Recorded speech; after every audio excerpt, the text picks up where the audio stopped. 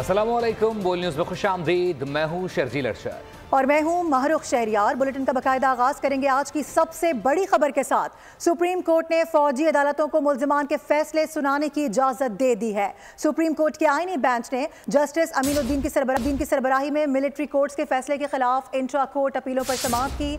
अदालती फरमान में कहा गया, फौजी अदालतों के फैसले सुप्रीम कोर्ट में जेर इल्तवा मुकदमे के फैसले से मशरूत होंगे। ये भी कहा, जिन मुल्जिमान को सजाओं में रियायत मिल सकती है वो देकर रिहा किया जाए।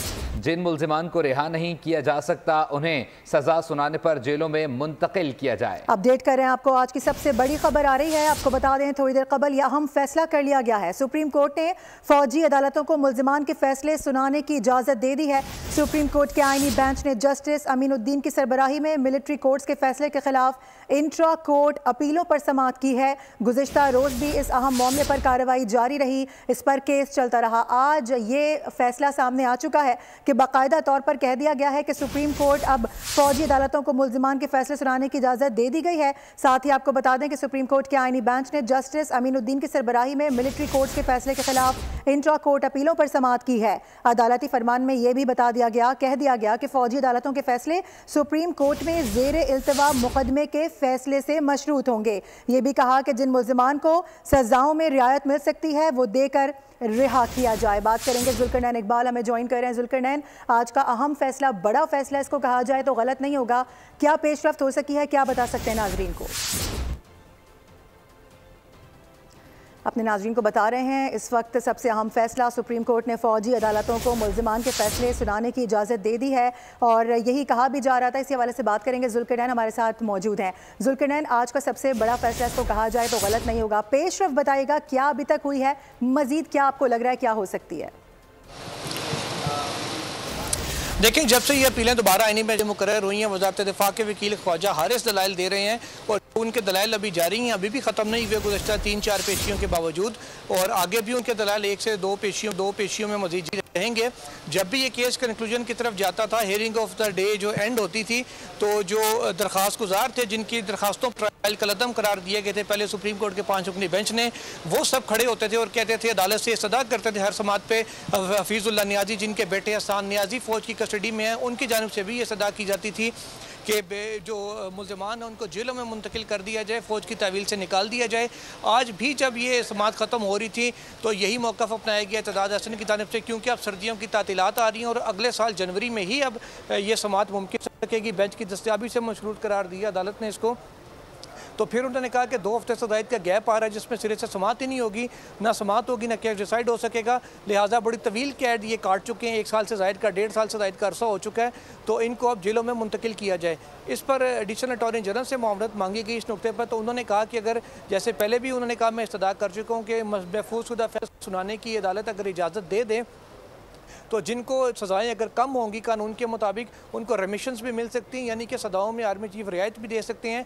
जैसे पहले उन्होंने कहा कि ईद उल फितर पर 1-1 साल की सज़ाएँ सुनाई गई थी, तमाम 8-8, 9-9 महीने जिनकी कैद हुई थी उन सबको रिहा कर दिया था। सज़ाओं में जो रियायत का इख्तियार आर्मी चीफ को हासिल है वो रियायत देकर उनको रिहा कर दिया था। अब भी जिनको रियायत मिल सकती है उनको रियायत दी जाएगी, और जो अदालत ने फिर कहा कि जिनको रियायत नहीं मिल सकती उनको फिर आप जेलों में मुंतकिल करेंगे, फ़ौज की तहवील में नहीं रखेंगे। इस पर आमिर रहमान जो एडिशनल अटॉर्नी जनरल हैं, उनकी जानिब से अदालत को बताया गया कि कानून में ये बात वाज़ेह तौर पर मौजूद है कि अगर फौजी अदालत भी किसी शख्स को सज़ा देती है कोर्ट मार्शल के बाद तो वो आम जेल में ही मुंतकिल होता है, वो उसका फिर फ़ौज से कोई ताल्लुक़ नहीं रहता, आम जेल में जेल मैनुअल के मुताबिक उसके साथ सलूक होता है। अदालत ने इन ऑब्जर्वेशंस के साथ कहा हफीजुल्लाह नियाजी को भी कि आप भी यही कह रहे थे कि या उनको सज़ाएँ फैसले सुनाने दें या उनको जेल में मुंतकिल करें, अब हम उनको फैसले सुनाने की इजाज़त दे रहे हैं। अदालत ने ये डायरेक्शन भी इशू की कि मुल्जिमान जिनको रेमिशन नहीं मिलेगी, रियायत नहीं मिलेगी, उनको ना सिर्फ जेलों में मुंतकिल किया जाए बल्कि जेल मैनुअल के मुताबिक आम कैदियों की तरह ही उनके साथ बर्ताव भी जेल काम की जानिब पे रखा जाए।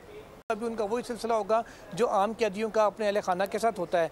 जबकि अदालत ने मशरूत कर दिया फौजी अदालतों के फैसले को, जो अपीलें सुप्रीम कोर्ट में ज़ेरे समात हैं उस फैसले के साथ, और कहा अगर अदालत इस नतीजे पर पहुँचती है कि 9 और 10 मई के मुल्ज़मान का ट्रायल फौजी अदालतों में कानूनी तौर पर नहीं हो सकता था, तो इन तमाम जो सज़ाएँ हैं फौजी अदालतों की जानिब से दी गई हैं ये कलअदम तस्वुर होगी और फिर इनका जो सिविल अदालतों को मुंतकिली हो जाएगी इन मुल्ज़मान की और वो फिर अपना ट्रायल कानून के मुताबिक आगे इंसदाद दहशतगर्दी कानून के तहत आगे चलाएंगी। और अगर सुप्रीम कोर्ट इस नतीजे पर पहुँचती है कि इन मुल्ज़मान का ट्रायल फौजी अदालतों में ही होना चाहिए था और पहले का जो 5 रुकनी बेंच का फैसला उसे कलअदम करार देती है, उस सूरत में फिर जो मुल्ज़मान हैं वो कानून के मुताबिक अपनी रेमेडी अवेल करेंगे, यानी वो आर्मी चीफ से भी अपील कर सकते हैं सजा के खिलाफ। उसके बाद अगर वो अपील भी रिजेक्ट हो जाती है फिर वो मामला लेके आएंगे हाई कोर्ट्स में, जहाँ पे आर्टिकल 1 अपने नाज़रीन को बता रहे हैं कि आज की सबसे बड़ी समाअत और इस पर यह अहम फैसला सामने आ चुका है और माहिर कानून की राय भी सामने आ रही है। इससे पहले हाफिज एहसान साहब की जानिब से इस पर क्या कहा गया है, आपको दिखाते हैं।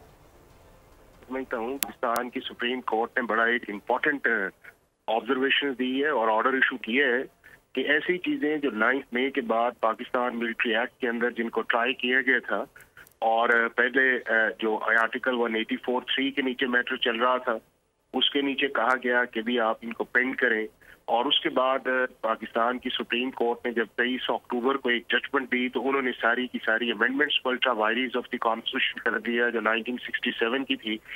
और उसके बाद जो है पाकिस्तान की सुप्रीम कोर्ट के एपलेट बेंच ने इंट्रा कोर्ट के अंदर 13 दिसंबर को उसको सस्पेंड किया, लेकिन फेडरल गवर्नमेंट को ये कहा कि आप जजमेंट को अनाउंस नहीं करेंगे।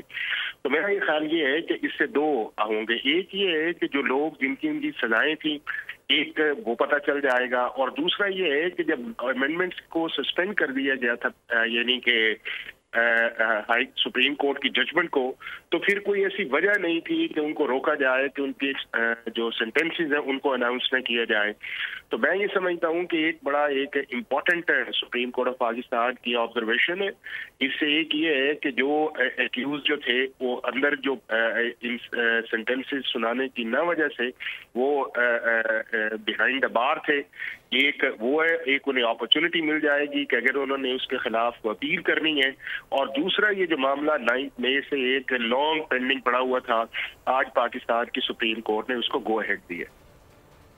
पीटीआई और हुकूमत के दरमियान मुज़ाकरात का ऊंट किस करवट बैठेगा, फैसला ना हो सका। दोनों जानिब से मुज़ाकरात के लिए हाँ और ना का सिलसिला जारी है। चेयरमैन बैरिस्टर गौहर अली खान का कहना है कि बहुत हो गया, अब 9 मई की धूल बैठनी चाहिए। शेर रहमान ने कहा तहरीक इंसाफ वालों ने देख लिया, अब कहीं और से फैज़याब नहीं हो सकते।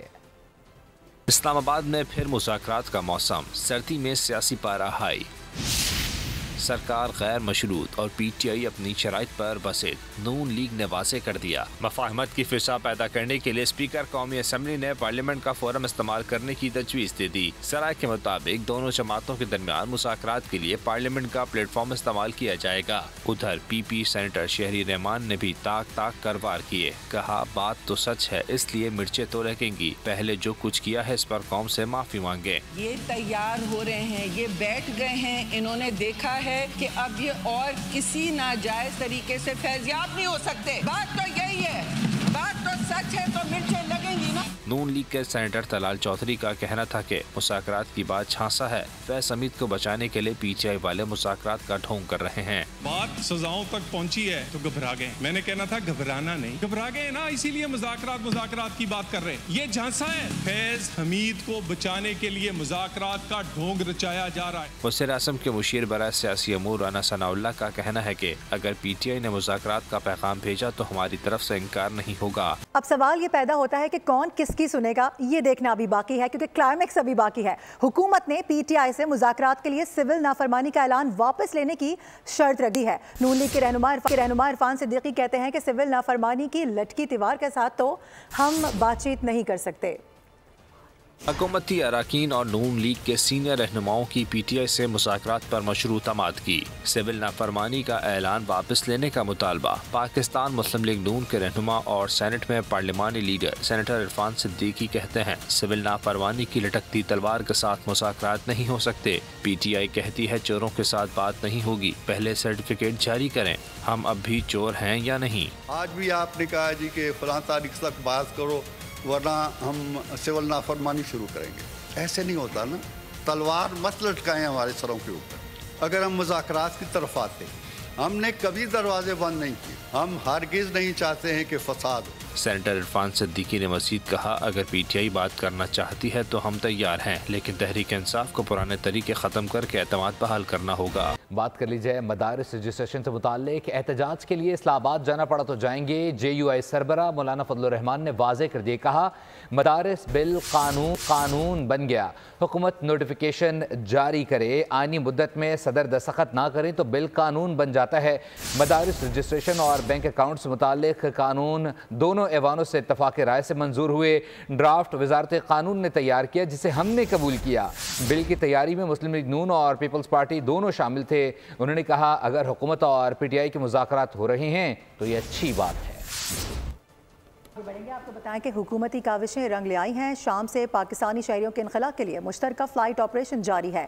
318 पाकिस्तानी शहरियों को चार्टर तैयारे के जरिए बैरूत लबनान से इस्लामाबाद पहुंचा दिया गया है। एहसन इकबाल कहते हैं कि पाकिस्तानियों की बाहिफाजत वतन वापसी हुकूमत पाकिस्तान की अवलीन तरजीह है। अपने लोगों को भी तनहा नहीं छोड़ेंगे। शाम में महसूर पाकिस्तानियों की वापसी, हुकूमती काविशें रंग ले आए। दमिश्क से शहरियों की वतन वापसी जारी। बोल न्यूज भी महसूर पाकिस्तानियों की आवाज बना। शाम से बैरूत पहुंचने वाले 318 पाकिस्तानियों को बैरूत एयरपोर्ट से पाकिस्तान के सफीर ने रुख्सत किया। बैरूत में पाकिस्तानी सिफारत खाने ने पाकिस्तानियों के वीज़े लगवाए।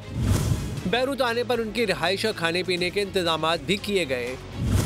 खुसूसी चार्टर तैयारे से रात गए 318 शहरियों पर मुश्तमिल दूसरा काफिला इस्लामाबाद एयरपोर्ट पहुंचा। इस मौके पर वफाकी वजीर एहसन इकबाल ने वतन वापसी पर शहरियों का इस्तकबाल किया। मीडिया से गुफ्तगू में एहसन इकबाल ने लबनानी वजीर आज़म का शुक्रिया अदा करते हुए कहा, पाकिस्तानियों की वापसी पर पूरी कौम ने सुख का साथ लिया है। हम एक कौम है, कौम का दुख सुख साझा होता है।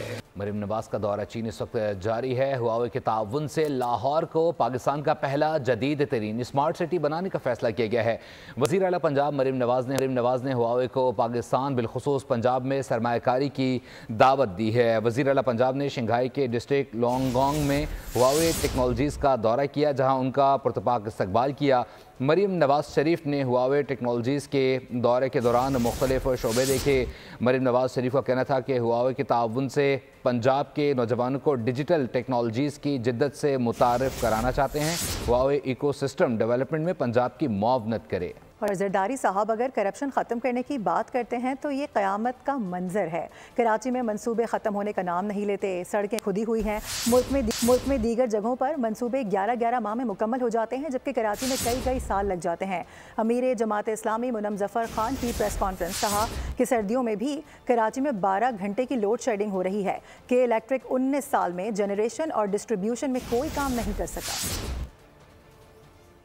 भी सर्दी में 12 घंटे और 18 घंटे की लोड शेडिंग के कर्ब से अजियत से गुजर रहे हैं। क्या वसाइल की भी तकसीम कर रहे हैं तो उसमें भी डंडी मार रहे हैं। वसाइल की तकसीम के खिलाफ और ज़ेली सतह पर इख्तियारात की तकसीम के खिलाफ जमात इस्लामी आवाज़ बुलंद कर रही है। डेवोल्यूशन ऑफ पावर होना चाहिए है, इख्तियारात को टाउन और यूसी की सतह पर तफवीज़ होना चाहिए है, लोगों तक पहुँचना चाहिए ताकि आम आदमी को रिलीफ मिल सके। पीपल्स पार्टी ये काम करने के लिए किसी तौर तैयार नहीं है। शहर का बेड़ा गर्क है। 84 इंच की लाइन 8 से 10 दिन के अंदर ये लाइन बहाल की गई। पानी खोला गया तो पता चला कि लाइन के अंदर दोबारा एक मरतबा रसाव पैदा हो गया। क्या नाअहली है कि जिसकी सजा ये शहर भुगत रहा है। मंसूबे खत्म होने का नाम नहीं लेते, सड़कें खुदी हुई हैं। आम खबर दें, कानूनी आनत और इंसाफ अथॉरिटी तरमीम बिल 2024 मंजूर। सेनेट इजलास में बिल को मुतफ़िका तौर पर मंजूर कर लिया गया है। वज़ीर कानून आज़म नज़ीर तारड़ ने तरमीमी बिल ऐवान में पेश किया। मज़ीद जान लेते हैं उमर हयात खान से। उमर, बिल से मुतालिक अपडेट कीजिएगा।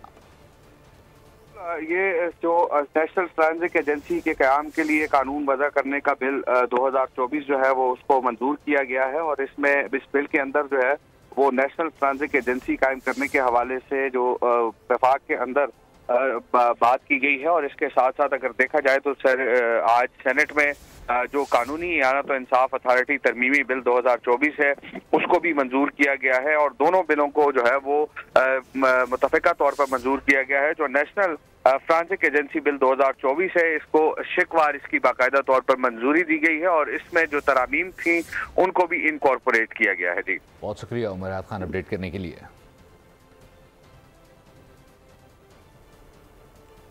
बराह रास्त आपको ले चलेंगे। कौमी असम्बली का इजलास इस वक्त जारी है। मुसद्दिक मलिक इजहार ख्याल कर रहे हैं। मैंडेट बहरहाल हम पर है, हमें पूरी उम्मीद है कि हम उनसे निगोशिएट कर पाएंगे। बहुत शुक्रिया जी। इजलास इस वक्त जारी है, मनाजिर आपको दिखाए हैं। आगे बढ़ेंगे, अहम खबर आ रही है। अच्छी खबर है, खैबर पख्तूनख्वा में गैस के नए ज़खायर दरियाफ्त हुए हैं। लकी मरवत में ज़खायर दरियाफ्त किए गए हैं। तर्जुमान OGDC की जानिब से ये बता दिया गया है। आपको बता दें कि यौमिया 2.14 million standard cubic feet gas हासिल की जा रही है। इलाके में मजीद कुएँ खोदने की मनसूबाबंदी भी की जा रही है। अच्छी खबर आ रही है, आपको बता दें कि खैबर पख्तूनख्वा में गैस के नए ज़खायर दरियाफ्त हुए हैं। लकी मरवत में ज़खायर दरियाफ्त कर लिए गए हैं। यौमिया 2.14 million standard cubic feet gas हासिल की जा रही है इससे, और ये भी बताया जा रहा है कि मजीद मनसूबाबंदी की जा रही है। इलाके में मजीद कुएँ खोदे जाएंगे ताकि इस तरह के जो मजीद ज़खायर हैं वो दरियाफ्त किए जा सकें। खैबर पख्तूनख्वा से खबर है, गैस के नए ज़खायर मिले हैं, नए ज़खायर दरियाफ्त किए गए हैं। लकी मरवत में ज़खायर दरियाफ्त किए गए हैं, बता दिया गया है। आपको ये बता दें कि यौमिया 2.14 million standard cubic feet gas हासिल हो रही है। स्मोक तदारुक केस से मुतालिक बात करेंगे। लाहौर हाईकोर्ट में स्मोक तदारुक केस की समाअत बगैर कार्रवाई मुलतवी कर दी गई है। जस्टिस शाहिद करीम 17 दिसंबर को केस की समाअत करेंगे। अदालत ने आइंदा समाअत पर एडवोकेट जनरल पंजाब को ज़ाती हैसियत में तलब कर रखा है। अदालत ने लाहौर में इलेक्ट्रिक बसों के डिपो की तामीर के लिए दरख्तों को मुंतकिल करने की हिदायत की है। साथ ही साथ अदालत ने नए दरख्त लगाकर आलूदगी चेकिंग के आलात नस्ब करने की रिपोर्ट भी तलब कर ली है।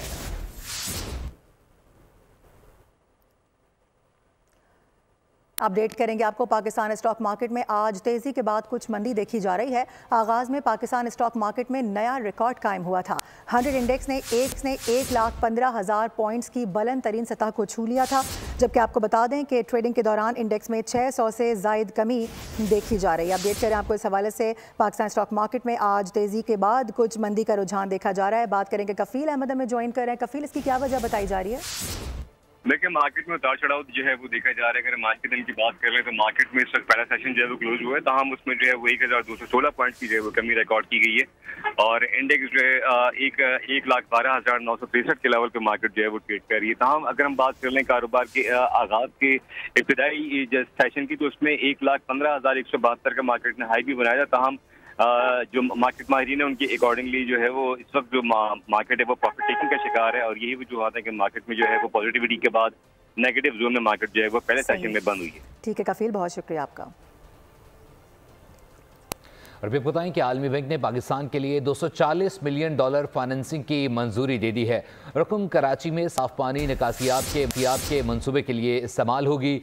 आलमी बैंक के मुताबिक रकम दूसरे Karachi water and sewerage improvement project पर खर्च होगी। मंसूबे के तहत पानी के सफाई और दोबारा इस्तेमाल के दायरा कार को वसी किया जाएगा।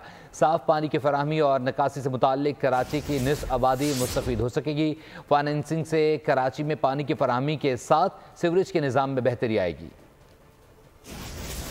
और अभी खबर यह है कि 16 दिसंबर से पेट्रोलियम मसनूआत की कीमतों में रद्द बदल हो सकता है। इम्कान जाहिर कर दिया गया है। आइंदा 15 रोज़ के लिए पेट्रोल मामूली महंगा और हाई स्पीड डीजल सस्ता होने का इम्कान जाहिर किया जा रहा है। 16 दिसंबर से पेट्रोल की फ़ी लीटर कीमत 80 पैसे तक बढ़ने का खदशा है, जबकि हाई स्पीड डीजल की कीमत में ₹3.90 फ़ी लीटर तक कमी मुतवक्के है। मिट्टी का तेल ₹4, लाइट डीजल ऑयल ₹3.5 तक सस्ता हो सकता है। ज़राए बता रहे हैं कि आलमी मार्केट में कीमतों के उतार चढ़ाव के तनासुब को होगा। वज़ीर आज़म शहबाज शरीफ कीमतों से मुतालिक हतमी मंजूरी देंगे।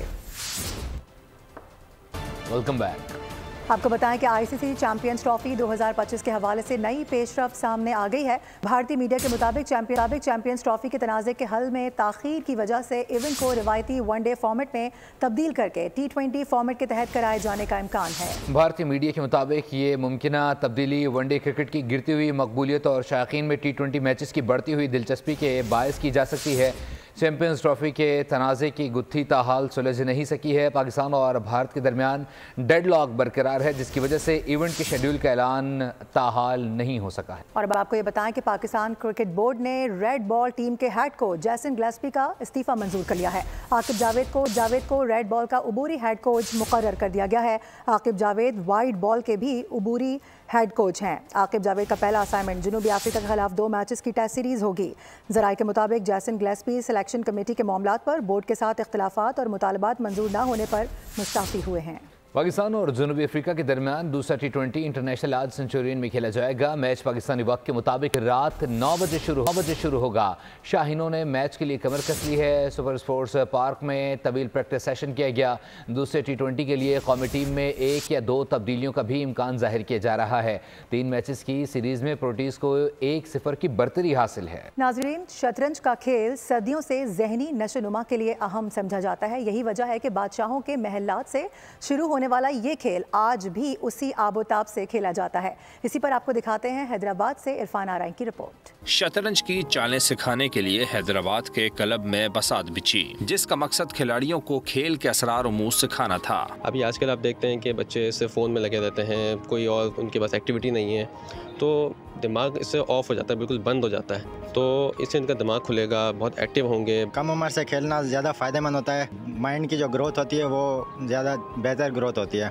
चेस प्लेयर्स को बैनुल-अक़वामी खिलाड़ियों के साथ खेलने का मौका मिला ताकि वो शतरंज में बेहतरीन चालों और मद्दे मुकाबलों को ज़ेर करने के गुर सीख कर आगे बढ़ सकें। बस स्कूलों में अब ये जो है चेस का सिलसिला शुरू हुआ है। बच्चों को बाकायदा चेस के पीरियड हैं, बच्चे खेलते हैं, तो वहाँ पे वो चेस की सूरत हाल अब बेहतर हो गई है। शतरंज के मुकाबलों में खिलाड़ियों के सब्र का इम्तिहान और सहानत का जायजा लिया गया और इन्हें शतरंज के बैनुल-अक़वामी असूलों के साथ बेहतरीन चालों की तरबियत भी दी गई ताकि वो दुनिया भर में पाकिस्तान की नुमाइंदगी कर सकें। बादशाहों के महलात से शुरू होने वाला खेल शतरंज आज बैनुल-अक़वामी सतह पर बेहद मकबूल है, जिसमें हर खिलाड़ी शह की तलाश में रहता है। कैमरामैन इमरान राजपूत के साथ इरफान आराइन, बोल न्यूज़, हैदराबाद। बात करेंगे मौसम से मुताल्लिक। मुल्क भर में सर्दी के डेरे हैं। आज़ाद कश्मीर, खैबर पख्तूनख्वा और गिलगित बल्तिस्तान के पहाड़ी इलाकों में बर्फबारी से सर्दी की शिद्दत में इजाफा हो गया है। लह -9 डिग्री सेंटीग्रेड के साथ मुल्क का सर्द तरीन मकाम रहा। कराची में भी सर्दी की लहर बरकरार है। पारा 11 डिग्री तक गिर गया है। और नाजरीन, चूँकि हम कराची से रिपोर्ट कर रहे हैं तो ऐसा कैसे हो सकता है कि कराची की बात ना हो, वो भी मौसम के हवाले से। जी हाँ, कराची में भी सर्दी की लहर आ चुकी है और दर्जा हरारत गिरता चला जा रहा है। मरियम हसन हमारे साथ मौजूद है, उनसे बात करेंगे, पूछेंगे कि क्या कहा जा रहा है महकमा मौसमियात की जानिब से। मरियम, बताइएगा क्या पेशगोई की गई है, आज टेम्परेचर कितना रहा? शहर कायद जुज़वी सर्दी की लहर की लपेट में है। गुज़िश्ता रात से ही शहर में यखबस्ता साइबेरियन हवाओं का जोर है। यही वजह है कि शहर में सर्दी की शिद्दत भी जो है वो ज़्यादा महसूस की जा रही है। इस वक्त शहर कायद में तकरीबन 30 से 35 किलोमीटर फी घंटा की रफ्तार से साइबेरियन हवाएं चल रही हैं और तकरीबन 40 से 45 किलोमीटर फी घंटा की रफ्तार से हवाओं के तेज़ झकड़ चल रहे हैं। आज मिनिमम टेम्परेचर तकरीबन 12.5 डिग्री सेंटीग्रेड रिकॉर्ड किया गया है। महकमा मौसमियात के मुताबिक शहर कायद में तेज हवाओं का सिलसिला जो है वो कल तक जारी रहने का इम्कान है।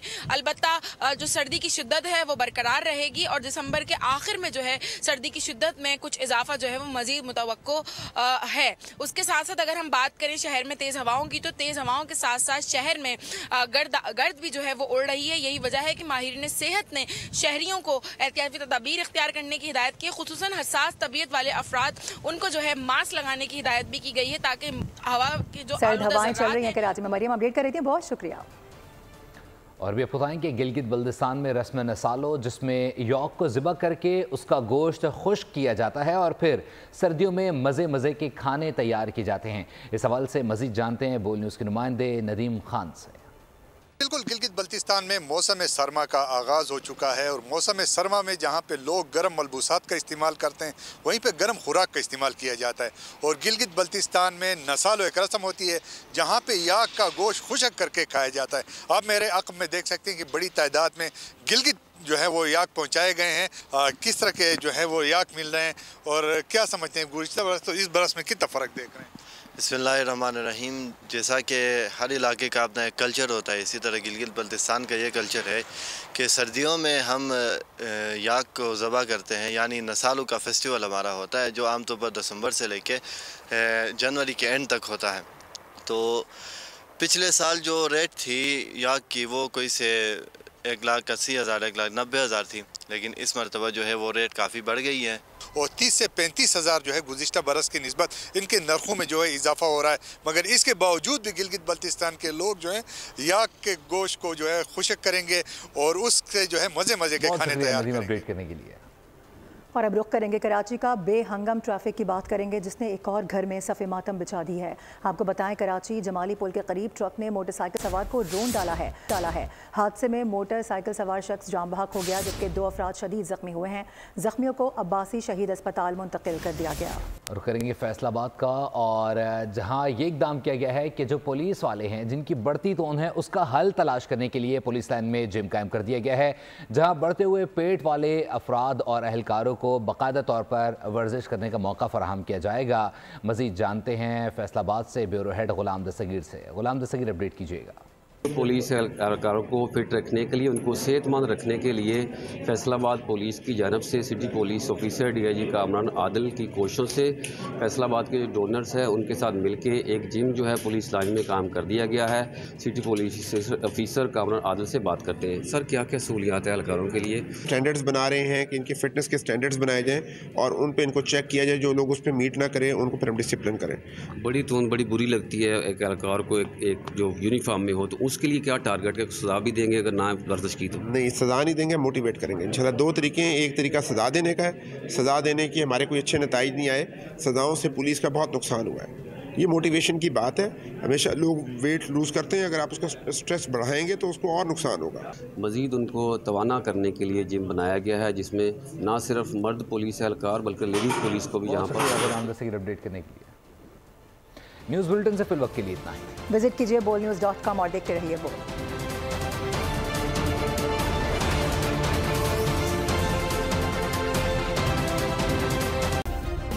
सब्सक्राइब करें और बेल दबाएं ताकि कोई खबर रह न जाए।